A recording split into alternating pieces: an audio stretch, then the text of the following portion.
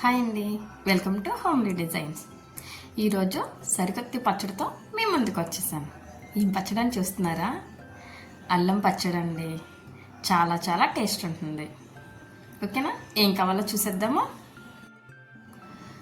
నేనైతే 1/2 కేజీ చింతపండు తీసుకున్నానండి. దానికి కేజీ బెల్లం అయితే పడుతుంది. ఒక చిన్న గ్లాసు సాల్ట్. ముందుగా మనం చింతపండుని ములిగే వరకు నీళ్ళు పోసుకోవాలి. ఒక 2 గంటల ముందు నానబెట్టుకోండి. చాలా ఈజీగా అయితే ఆ గుజ్జు అయితే వచ్చేస్తుంది. అందులో మనం బెల్లం తరిగేసుకుని బెల్లం పొడి సాల్ట్ వేసుకుని బాగా కలుపుకోవాలి. ఈ గుజ్జునైతే ఇప్పుడు ఒక కవర్ మీద పల్చగా వేసుకుని ఎండలో పెట్టేసుకోండి. ఇంచుమించుగా మీకు 2-3 డేస్ అయితే ఎండవలసి ఉంటుంది. గుజ్జు అనేది దగ్గరగా వస్తుంది కదండి. చూడండి, కొంచెం గట్టిగా అయితే రావాలి. నెక్స్ట్ దీనికి ఏం కావాలో చూసేద్దామండి. ధనియాలు 1 గ్లాసు అంటే 1/4 కేజీ, మెంతులు చిన్న గ్లాసులో సగం, వెల్లుల్లిపాయలు 3 అయితే సరిపోతాయండి, పెద్దవి. మిక్సీ చేసుకుని అయితే ఉంచుకోండి. ధనియాలను అయితే ఫస్ట్గా వేపించండి. బాగా వేగాక పొడి చేసుకుని పక్కన పెట్టుకోండి. అలాగే మెంతులను కూడా బాగా వేగించండి. ఎక్కడ తడి మాత్రం తగలకూడదండి, నిల్వ ఉండాలి కాబట్టి పచ్చడి. మెంతులు వేగిపోయాక కొంచెం జీలకర్ర కూడా వేసుకోండి. 1 స్పూన్ అయితే పడుతుందండి.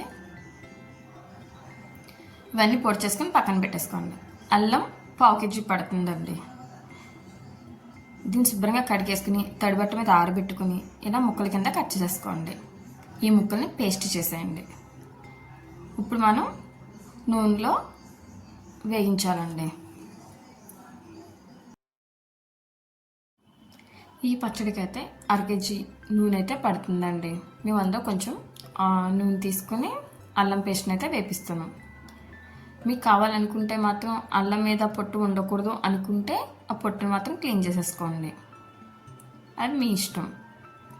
ఇప్పుడు అల్లం పేస్టు వేగిందా లేదా అన్నది మనకు తెలియాలంటే మనం వేసిన నూనె అయితే పైకి తేరిపోతుందండి. అలా గమనించుకోండి. ఇప్పుడు ముందుగా కలిపించుకున్న చింతపండు ఉంది కదండి, ఆ గుజ్జులో ఈ పేస్ట్ కూడా వేసేసుకోవాలి. అలాగే కారం 1 గ్లాసు కారం అండి.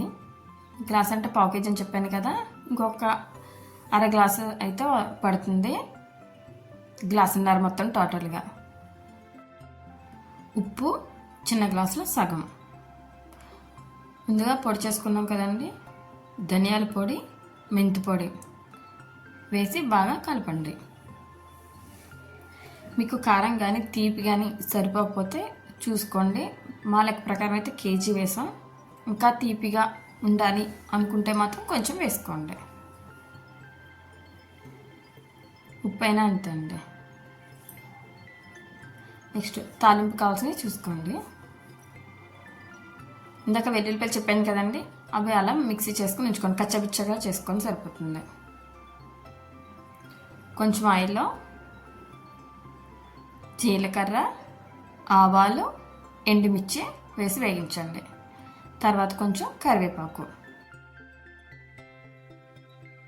ఇవన్నీ తాలింపు బాగా వేగాకనే వెల్లుల్లి పేస్ట్ వేయండి. నా వీడియోస్ మీకు నచ్చితే లైక్ చేయండి, షేర్ చేయండి. ఎవరైనా సబ్స్క్రైబ్ చేయకపోతే తప్పకుండా చేయండి. నా పచ్చళ్ళు మీకు నచ్చుతున్నాయని అనుకుంటున్నాను. ఓకే అండి. నెక్స్ట్ ముందుగా మనం కల్పించుకున్న చింతపండు గుజ్జు ఉంది కదండి, ఇప్పుడు తాలింపు ఇందులో వేసేయడమే. చాలా చాలా బాగుంటుందండి అల్లం పచ్చడి అయితే. పెరుగన్నంలో తింటే మంచి టేస్ట్ ఉంటుంది. ఓకేనండి. మళ్ళీ మనం పెసరట్లో కూడా దీన్ని యూజ్ చేసుకోవచ్చు.